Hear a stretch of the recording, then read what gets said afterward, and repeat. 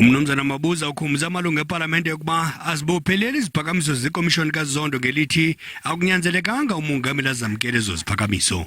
Uqhube wathi umongameli uza kuphendula kulomba xa evela eParlamente ngo-Oktoba. I'm hoping that come October, the President will come to the House and present our plan on how we're going to respond to the Zondo Commission.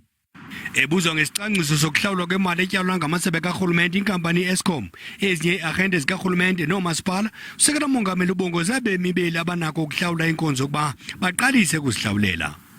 In the real sense, it's not the fault of municipalities, but it's the fault of the consumers that are not paying.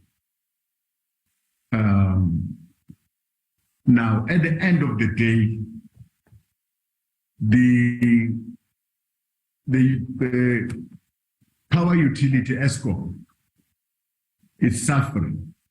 Ebuzwa ngokulibaziseka kokuhlawulwa kwemali ezikhukhula kwiphondo laKwaZulu-Natal kumasipala waseThekwini, usekela umongameli Mabuza uvumile ukuba noko olulibaziseko liyakhwinisa, watsho ecela uxolo ngalo esithi ukwenziwa kwenkonzo akwanelisi.